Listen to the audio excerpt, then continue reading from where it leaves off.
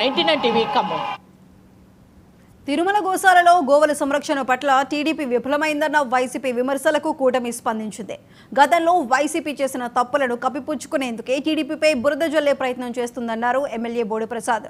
తిరుమల లడ్డూలో జంతు కొవ్వును కలిపి హిందువుల మనోభావాలను వైసీపీ దెబ్బతీసిందన్నారు.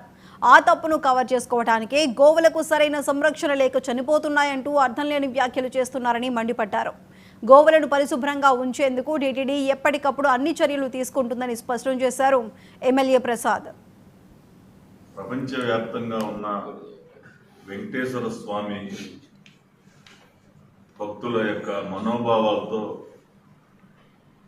గత ప్రభుత్వం అంటే జగన్మోహన్ రెడ్డి ప్రభుత్వం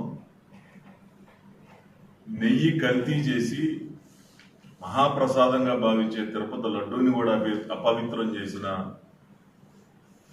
ఘనత జగన్మోహన్ రెడ్డిది. ఈ రోజున తిరుపతి గోశాలలో ఆవులు చనిపోయినాయి అని చెప్పేసి దుష్ప్రచారం చేయటం మొదలుపెట్టారు.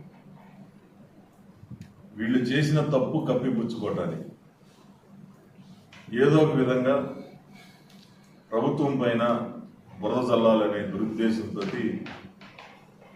గోవులు చనిపోయినాయి అని చెప్పేసి ప్రచారం చేస్తా ఉన్నారు. టీటీడీ గోశాలలో ఆవులకి ప్రత్యేకమైన శ్రద్ధ తీసుకొని శానిటేషన్ అవ్వచ్చు, బ్లీచింగ్ అవ్వచ్చు, ప్రతిరోజు కూడా వాటిని చాలా పరిశుభ్రంగా ఉంచి వాటిని సంరక్షించుకోవడం జరుగుతూ ఉంది. ప్రపంచవ్యాప్తంగా ఉన్న వెంకటేశ్వర స్వామి భక్తుల యొక్క మనోభావాలతో